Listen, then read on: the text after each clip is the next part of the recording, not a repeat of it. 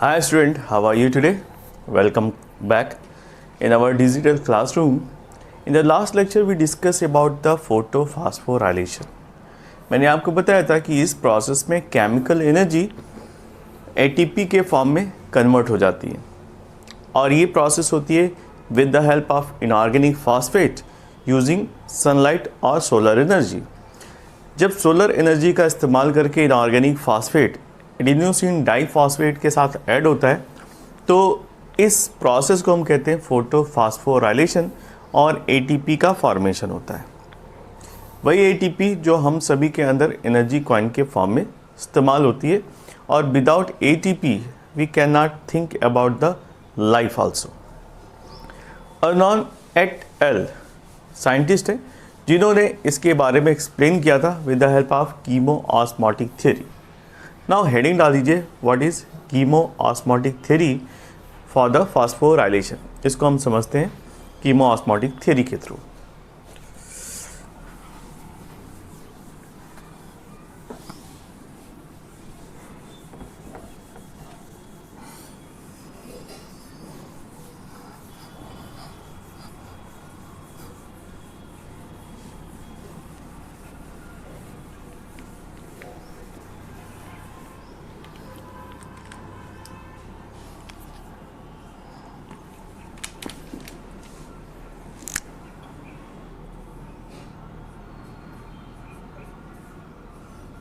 Chemo osmotic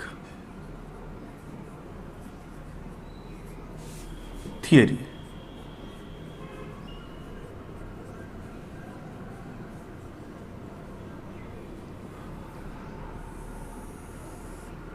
okay इसको हम इस तरह से समझते हैं.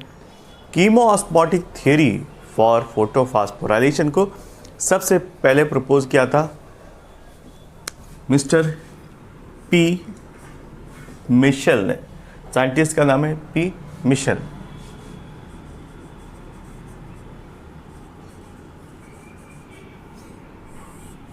He is the scientist who proposed the chemoosmotic theory for the photophosphorylation. Sorry. इस बात के लिए इनको नोबेल प्राइज भी मिला and he got Nobel Prize in 1978. And according to this theory, photophosphorylation takes place in thylakoid membrane. तो लिख लीजिए first point.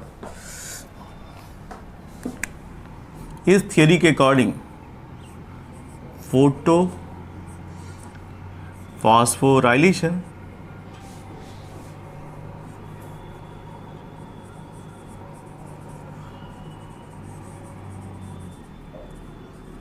takes place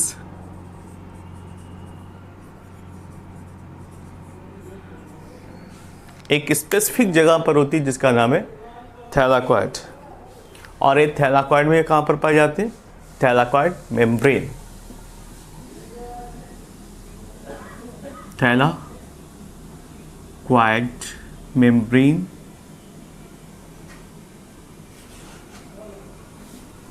okay.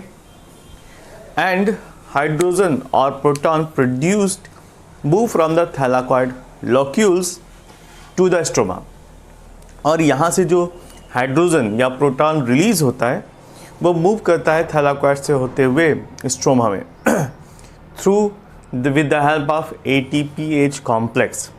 And due to the pH gradient across the membrane, proton gradient or proton मोटिफोसिस जो movement होता है proton का ये क्यों होता है? Because of pH gradient, pH difference की वजह से. Alright, so it is believed that single molecule of ATP is formed from ADP and inorganic phosphate when 3 hydrogen ion pass through the ATPase complex. जब 3 proton move करते हैं ATPase complex से तब जाकर कहीं एक इनऑर्गेनिक फॉस्फेट ADP से add होकर ATP का फॉर्मेशन करता है.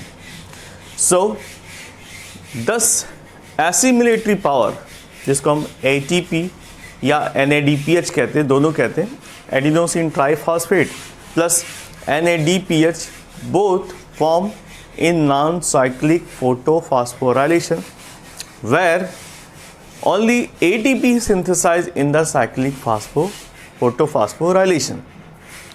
तो जो एसिमिलेटरी पावर है जिसको हम ATP और NADPH कहते हैं, इन दोनों का फॉर्मेशन होता है नॉन साइक्लिक फोटोफॉस्फोराइलेशन में, जबकि सिर्फ और सिर्फ ATP की सिंथेसिस होती है साइक्लिक फोटोफॉस्फोराइलेशन में.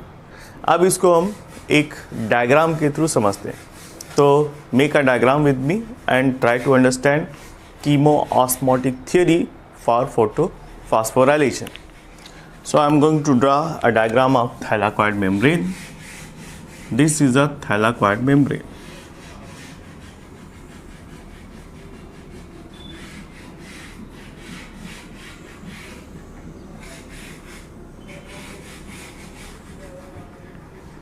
All right.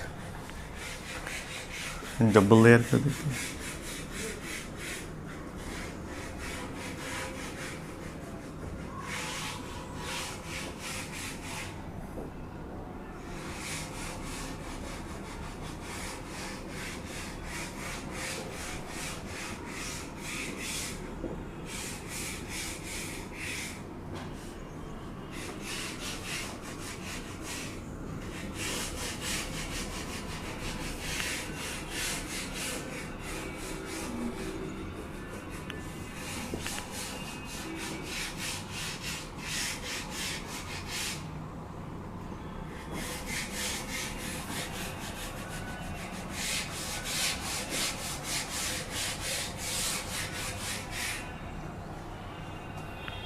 Okay.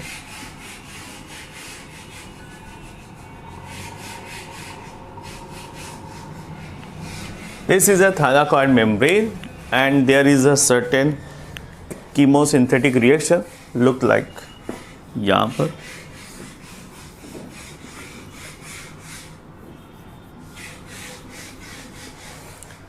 This is photosystem 1.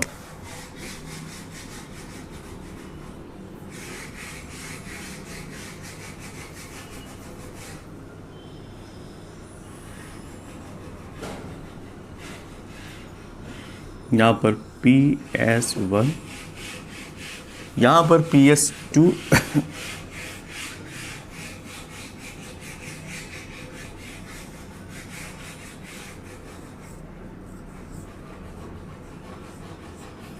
और यहाँ पर साइटोक्रोम का इन्वॉल्वमेंट रहेगा.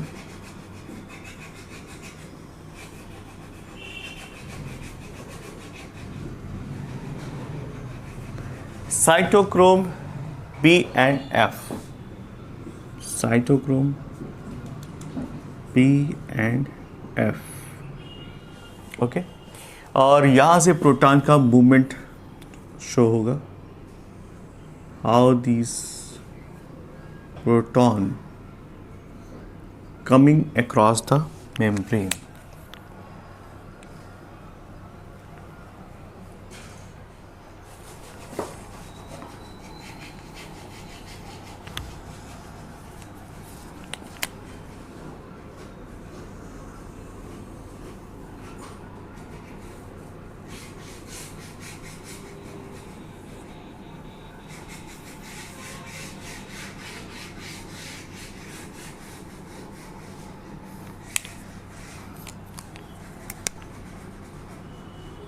प्रोटॉन स्टार्ट मूविंग हियर और ये सीधे इनसाइड द थैलाकॉइड. ऑलराइट. और PS1 में जैसा कि अभी मैंने आपको बताया कि NADP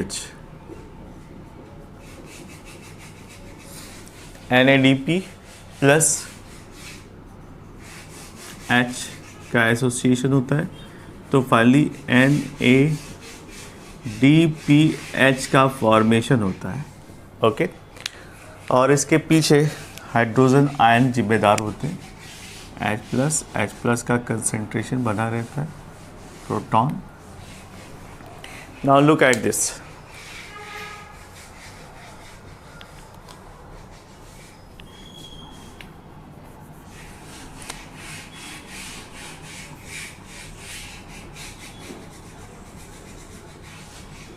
ओके, NADPH ये PS1 में हुआ था. Now proton is moving inside the lumen of thylakoid, and inside the lumen photolysis of water also takes place, 2H2O, and water is further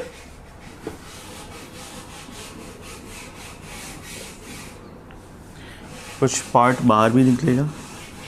oxygen comes out, proton moves inside, 4H plus, and little amount of electron, 4 electron also releases. Okay.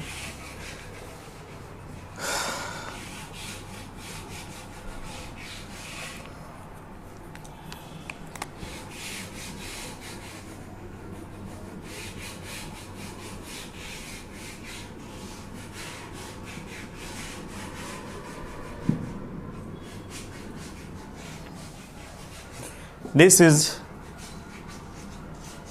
the channel. Now look at the concentration of hydrogen ion. 1, 2, 3, 4. Hydrogen ion का concentration यहाँ बढ़ आता है. और let us see with the help of F complex.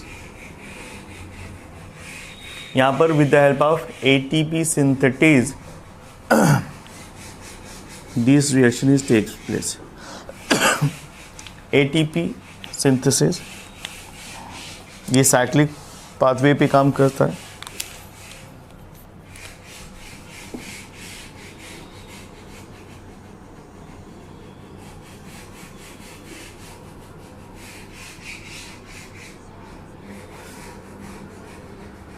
Alright, यहाँ पर ATP synthesis act करता है.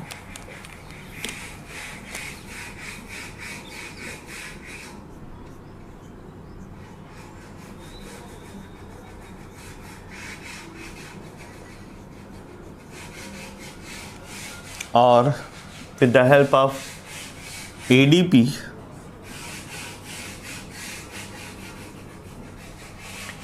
और क्या बनता है, यहाँ पर ATP का फॉर्मेशन होता है.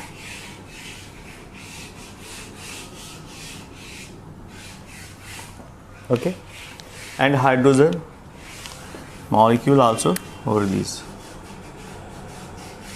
H plus. This membrane is known as thylakoid membrane.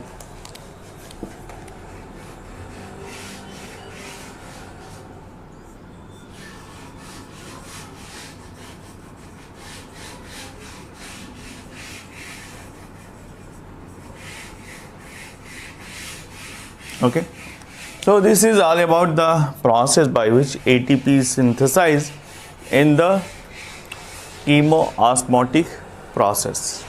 Okay,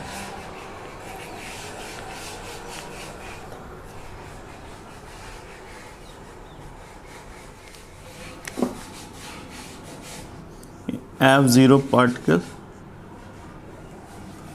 thylakoid membrane, and this process is found in the stroma. यानी ATP की सिंथेसिस थैलाकॉइड मेम्ब्रेन के बाहर हो रही है. ओके, मेम्ब्रेन से होते हुए ये प्रोसेस स्ट्रोमा में हो रही है, क्योंकि ये हिस्सा स्ट्रोमा का है और यहाँ पर F0 पार्टिकल्स हैं जो ATP की सिंथेसिस में पार्टिसिपेट करते हैं. राइट, और ये फर्दर ATP मूव करता है स्ट्रोमा के अंदर. तो this is all about the presentation of chemosynthetic. Now here ATP and NADPH is commonly get together known as assimilatory power. इसी को हम assimilatory power भी कहते हैं. ठीक है, ATP और NADP दोनों रिलीज कहाँ पर होते हैं? स्टोमा के अंदर, और इसी को हम एसिमिलेटरी पावर भी कहते हैं। So this is all about the कीमोऑस्मोटिक theory. Next heading डाल दीजिए, डार्क रिएक्शन।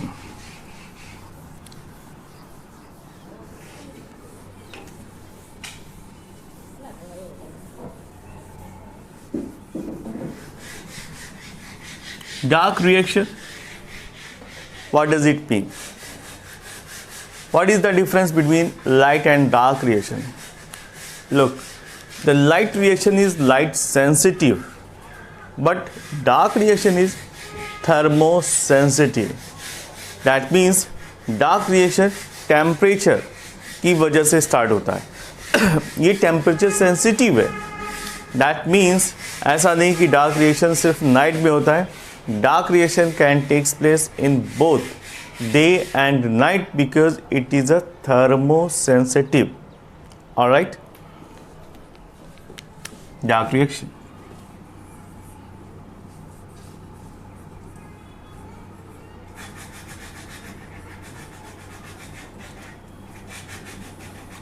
और ब्रैकेट में लिख लीजिए, it is thermosensitive.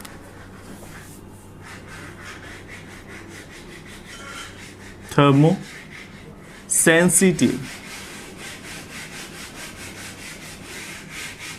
और टेम्परेचर तो कभी भी हो सकता है, हीट जब भी होगी ये प्रोसेस स्टार्ट हो जाएगी। डजेंट मीन्स कि ये नाइट में होगी या फिर दिन में होगी। ये थर्मोसेंसिटिव है, टेम्परेचर मिलने के बाद ही ये प्रोसेस स्टार्ट हो जाती है। सो फर्स्ट पॉइंट ये लिख लीजिए, it is a thermosensible activity which takes place in the stoma of chloroplast. thermosensitive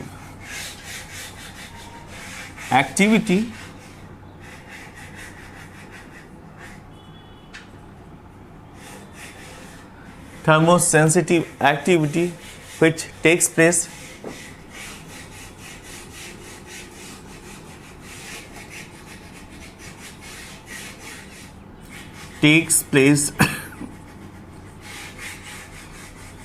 in stoma of chloroplast.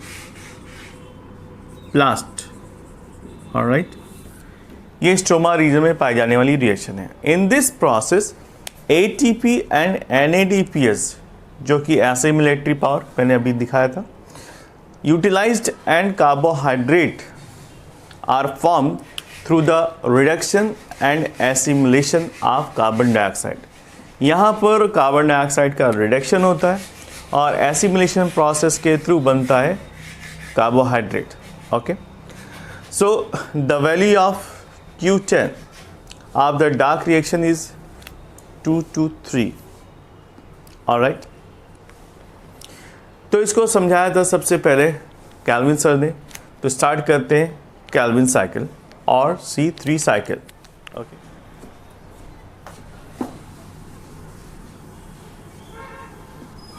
Cycle इसलिए एक सर्कल बना लेते हैं।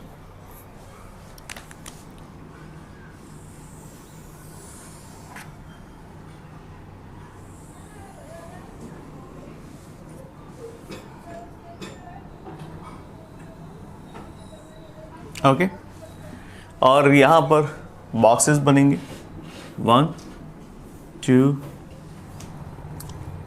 यहाँ पर triose phosphate,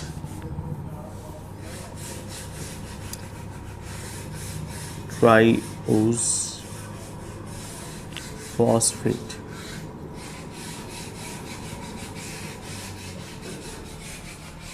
okay, which regeneration process, इसको बॉक्स में कर देते हैं।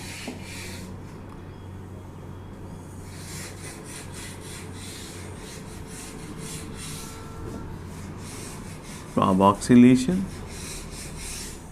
यानी कार्बन डाइऑक्साइड का association,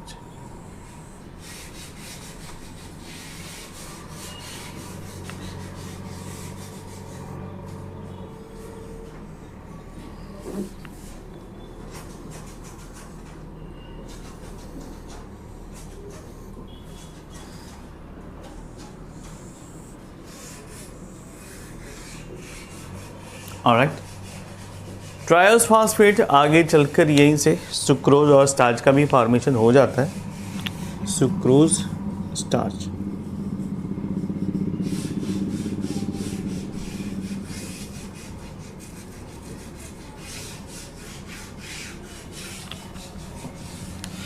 regeneration, carbon dioxide, alright, plus water,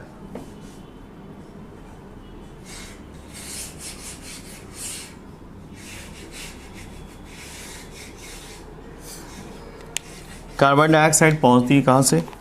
environment से, एटमॉस्फेयर से।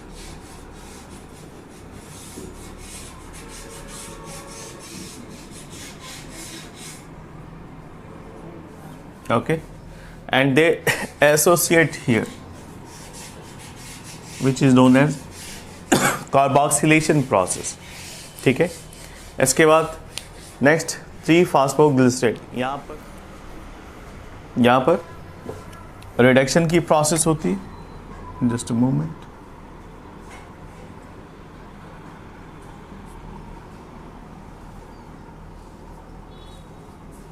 ओके। रिडक्शन में क्या होता है? Adenosine triphosphate, ATP plus NADPH,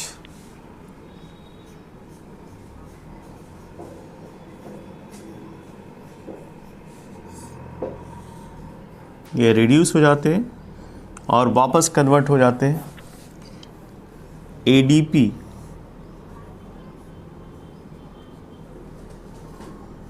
plus NADP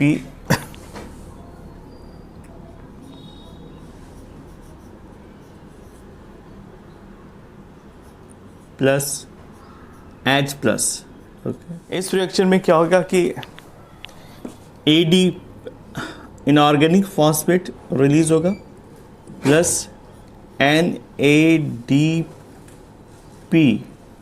okay, NADP के ऊपर पॉजिटिव चार्ज आ जाएगा, DP प्लस ADP। ओके, क्योंकि इनऑर्गेनिक फॉस्फेट निकल गया तो ये कैसा हो गया? Positive, right. So this is the reaction. और यहाँ पर भी एक ATP कंज्यूम होता है।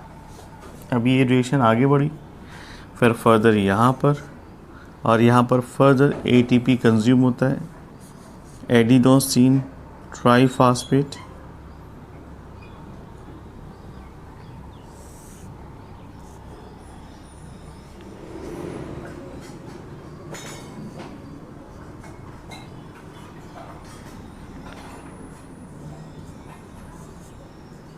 ओके। यहाँ पर भी एक ATP कंज्यूम हो जाता है और बनता है ADP। Now look at the final. Now this cycle is complete. Now look at the carboxylation process पे। यहाँ पर 1 कार्बन यानी सिंगल कार्बन कंपाउंड पाया जाता है। नाउ 3 से यहाँ पर रिडक्शन होने के बाद यहाँ पर 2 कार्बन। कार्बोक्सिलेशन प्रोसेस में सिंगल कार्बन और सिंगल कार्बन रिड्यूस होकर कन्वर्ट हो जाता है 2 कार्बन कंपाउंड में। एंड फर्दर यहाँ पर हो जाता है 3 कार्बन और ultimately this process is going on. ये साइक्लिक पाथवे है जिसको हम कैल्विन साइकिल कहते हैं या C3 साइकिल कहते हैं। So in this whole reaction the Calvin cycle proceeds in 3 stages. First है carboxylation, during which carbon dioxide combine with ribulose 1,5 biphosphate, and दूसरी प्रोसेस होती है, दूसरा फेज होता है जिसको हम reduction, during which the carbohydrate is formed and at the expense of the photochemically active या photochemically made ATP and NADP। Alright, यहाँ पर रिडक्शन होता है जिसमें फोटोकेमिकली ATP और NADPH रिड्यूस हो जाते हैं। Next regeneration process, during which the carbon dioxide acceptor ribulose 1,5 biphosphate is formed again so that the cycle continue, ये लगातार चलती रहती है. ओके